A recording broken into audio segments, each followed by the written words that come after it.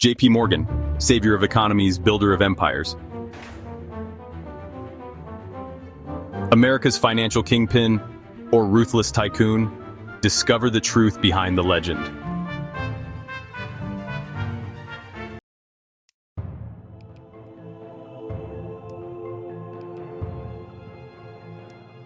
J.P. Morgan, a name that still echoes through the world of finance, a man who built an empire from the ground up. But was he the genius behind America's financial power, or a ruthless tycoon who destroyed anything in his path? Today we'll dive deep into his story, the rise of a man whose ambition knew no limits. But how did this son of a modest banker come to control America's economy? Stay tuned as we uncover the truth about one of the most controversial figures in American history.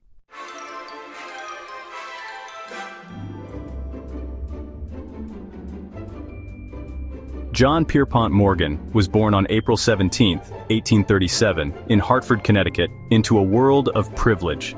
His father, Junius Spencer Morgan, was a successful financier with deep connections in the banking world, while his mother, Charlotte, came from a well-established New England family.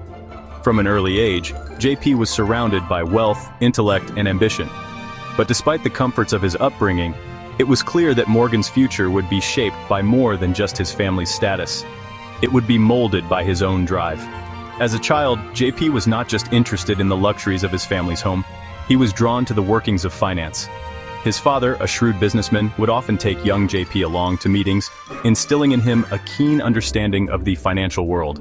The idea that money could shape destinies and build empires was never lost on young Morgan. His early exposure to the mechanics of wealth would lay the groundwork for his future success. But it wasn't just about learning, it was about seizing opportunities. At age 14, J.P. attended the Hartford Public High School, and by 1857, he was enrolled at the prestigious Boston University, where he studied various subjects, including classics, French, and history. But unlike many of his peers, his focus was always on his future in business. His formal education, while solid, was overshadowed by a relentless drive to prove himself in the financial world. But it was a moment of personal loss that would push him further into the world of finance. In 1857, when J.P. was just 20 years old, his father's health began to fail. Morgan was forced to leave Boston University and return home to manage his father's business affairs. This decision would mark the beginning of his true journey into the cutthroat world of banking. But what was J.P. willing to sacrifice to prove himself? Would his ambition push him too far?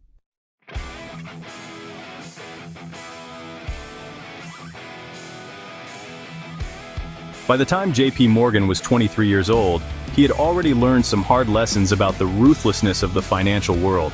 After returning home to assist his father, Morgan quickly realized that the real action in banking wasn't about simply managing money.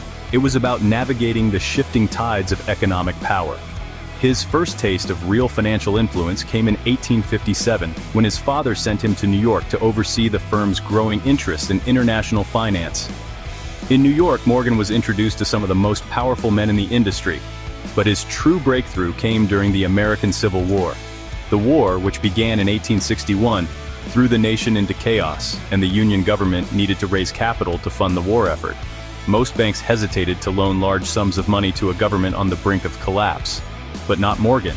Recognizing an opportunity to cement his place in the world of finance, he brokered a deal that would make him millions, and in doing so, he became a key player in the financial stability of the Union. In 1861, Morgan arranged a massive loan for the U.S. government, securing the capital needed to finance the Union's war efforts. This deal proved Morgan's financial prowess. He wasn't just a banker, he was a man who could command the attention of the highest offices in the land. By the end of the Civil War, Morgan had positioned himself as a trusted financier of not only the U.S. government but also the most powerful industrialists of the time. But Morgan wasn't content with simply brokering deals for the government. He wanted to create his own legacy, one built on strategic investments and unparalleled control of key industries. And then came the moment that would mark Morgan's true arrival, a business opportunity so bold it would change everything. But it would also place him at odds with some of the most influential men in the country. Would Morgan's ambition make him an ally of giants, or turn him into a target?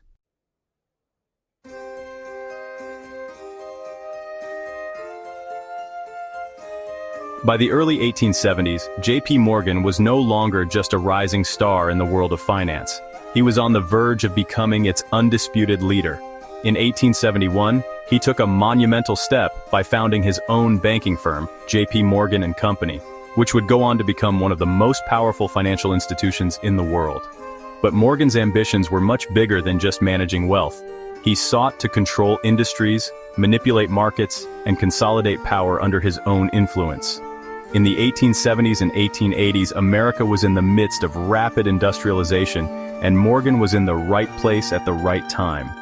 The railroad industry, the backbone of the nation's economic growth, was ripe for consolidation. Throughout the 1870s, Morgan began to use his vast financial resources to acquire and merge several key railroads, gaining control over a vast portion of the nation's railway infrastructure. His shrewd tactics, combined with an uncanny ability to manage debt and financial leverage, made him the man to turn to when railroads were in trouble, or when they needed a powerful benefactor to take them to the next level. By the late 1870s, Morgan's power had grown exponentially. His firm not only controlled a significant share of America's railroads, but was also becoming a driving force behind other major industries. Steel, coal, and shipping all became part of the Morgan Empire as he maneuvered through the volatile world of industrial finance. His approach to business was simple: buy out competitors, consolidate resources, and control every aspect of production. But with all his success came a darker side. Morgan's methods, aggressive, strategic, and often manipulative, were beginning to raise concerns. While his business deals were hailed as genius by some, others saw them as acts of pure greed. Morgan was about to face a critical test. Would his relentless pursuit of power create enemies who would challenge his growing empire? And who would dare to stand up to the financial giant who controlled so much of America's wealth?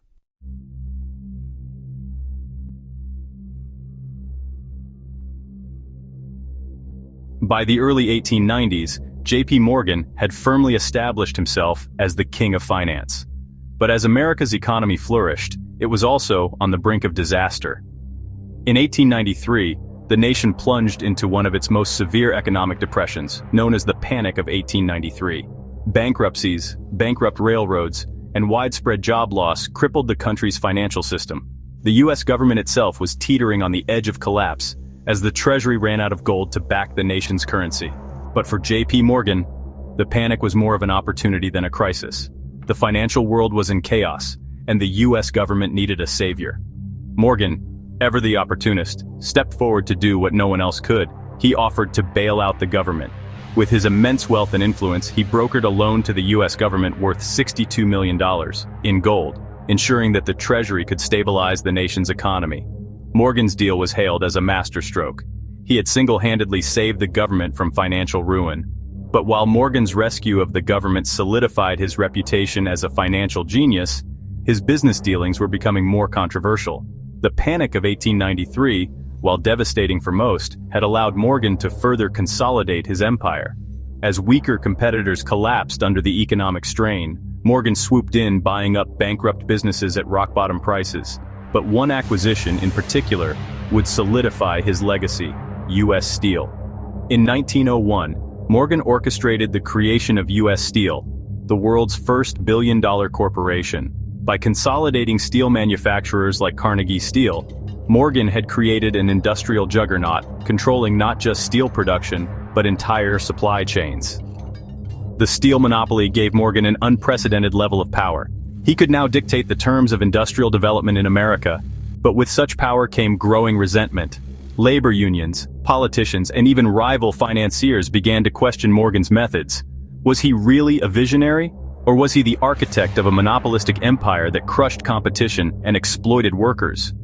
As Morgan's control grew, so did the pressure against him, and the question loomed: would Morgan's empire continue to thrive, or was it on the verge of unraveling?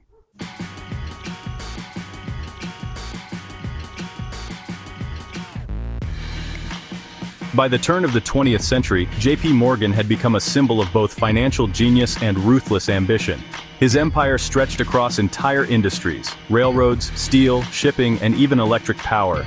He had transformed American business, consolidating power in ways that no one else had dared, creating monopolies that controlled essential sectors of the economy. But with this power came a darker side.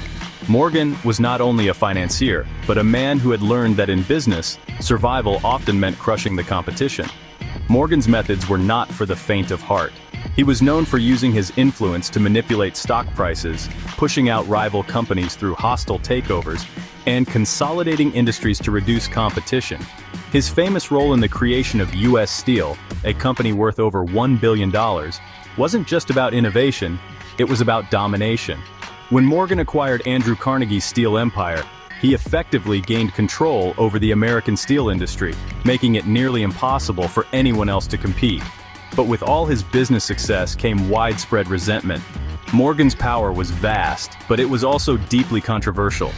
Labor unions grew increasingly angry at the harsh conditions workers faced in the companies Morgan controlled.